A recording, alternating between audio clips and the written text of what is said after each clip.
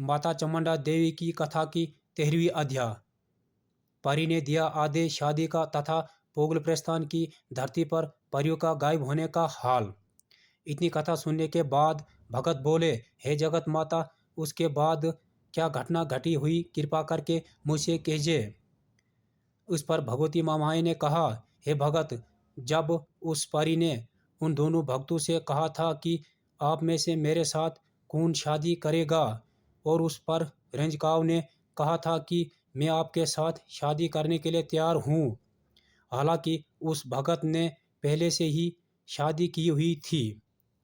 फिर उसके बाद परी ने रेंजकाव से शादी कर दी। शादी करने के बाद परी ने कहा, चलो मैं भी आपके साथ चलती हूँ। फिर वहाँ से चारों चल पड़े।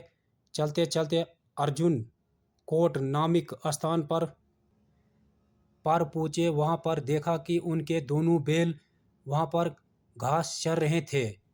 फिर उन्होंने वहीं पर डेरा डाल दिया था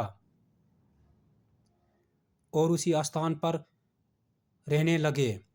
हे भगत, एक दफ़ा उसके बाद फिर से बैल अर्जुन कोट नामक स्थान से वो दोनों बैल भाग गए। उसके बाद फिर से चारों मिलकर बैलों को ढूंढने लगे और हजारों साल तक बैलों को ढूंढते रहे, मगर बैलों का कोई पता नहीं चला। एक दिन ऐसा हुआ कि उनकी झोपड़ी के सामने एक कौवा आवाज़ देने लगा। फिर रेंजकाव भगत ने उस कौवे की आवाज़ को समझ लिया।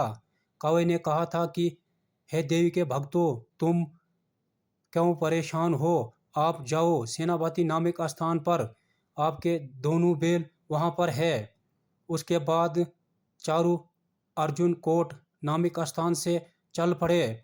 सेनापति नामक स्थान पर पहुँच गए। वहाँ पर देखा कि वो दोनों बैल सोए हुए थे।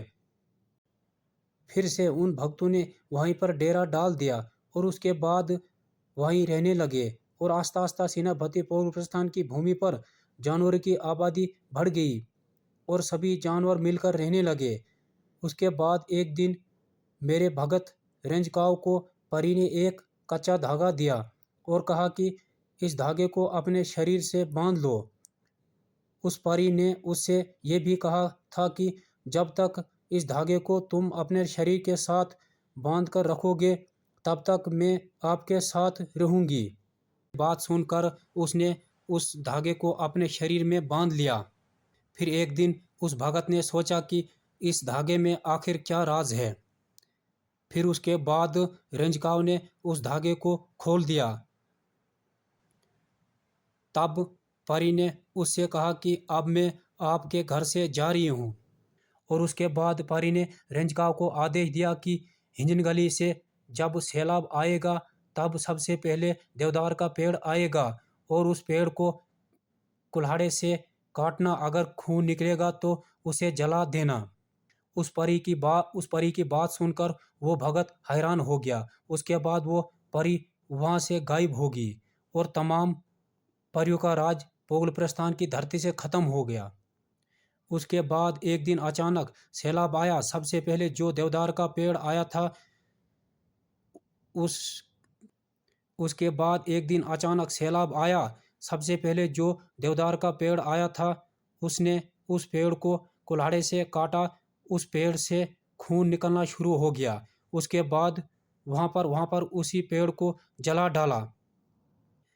जिस नाले में उसको जलाया था उस नाले का नाम सती घाट पड़ा। वहाँ पर भगवान शिवजी विराजमान हुए। हे भगत, तब से आज तक इसी घाट पर मुर्दे जलाए जाते हैं।